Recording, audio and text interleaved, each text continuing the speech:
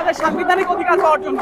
বাংলাদেশের সংবিধান মানে সংবিধানের 19 নম্বর অনুচ্ছেদ, সংবিধানের 28 নম্বর অনুচ্ছেদ, সংবিধানের 29 3 নম্বর অনুচ্ছেদ এবং সংবিধানের 105 নম্বর অনুচ্ছেদ আমাদেরকে এই অধিকার দিয়েছে। আমাদের অধিকার দেওয়া হয়েছে এবং বলা হয়েছে শুধুমাত্র অনগ্রসর শ্রেণীর যদি কেউ থাকে সেই অনগ্রসর শ্রেণীর জন্য কোটা থাকতে পারে।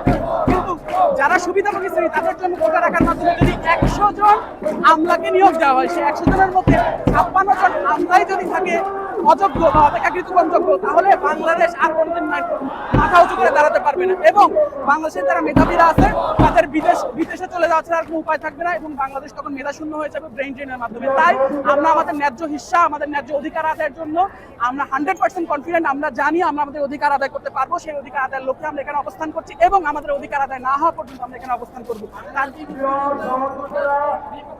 আমরা অবশ্যই মুক্তিযোদ্ধা কোটার বিপক্ষে নয়, আমরা চাই কোটা সংস্কার।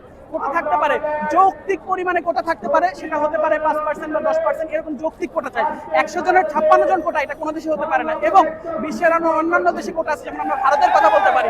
ভারতে একটা পরিবার থেকে কোটা সর্বোচ্চ একজন ব্যবহার করতে পারে বা একবার ব্যবহার করা হলে ভবিষ্যতে আর ব্যবহার করা যায় না।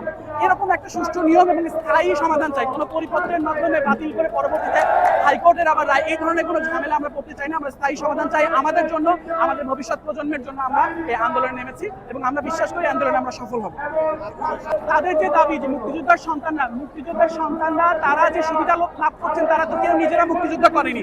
তাহলে কি শুধুমাত্র আমার জন্ম, যে জন্মের উপর আমার হাত নেই, শুধুমাত্র সেই জন্মের জন্য আমি একটা সুবিধা ভোগ করবো? এটা তো হতে পারে না। আমার জন্মের উপর আমার হাত ছিল না, তাহলে কি আমি বলবো জন্মই আমার আজন্ম পাপ?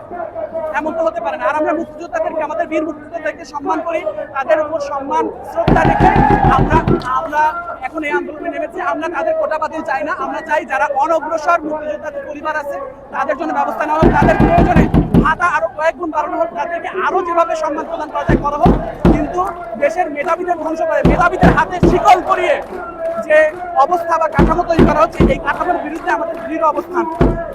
1947 সাল, 1952 সাল, 1971 সাল, 6 দফা, 69 গণপ্রত্যাগ, প্রত্যেকটা ক্ষেত্রে ঢাকা বিশ্ববিদ্যালয় অগ্রণী ভূমিকা পালন করেছে। ঢাকা বিশ্ববিদ্যালয় বাংলাদেশের মতো রাষ্ট্রকে জন্ম দিয়েছে। আমরা বিশ্বাস করি প্রত্যেকটা ন্যায্য হিস্সার মতো এই ন্যায্য হিস্সা আমরা আদায় করবো ইনশাআল্লাহ।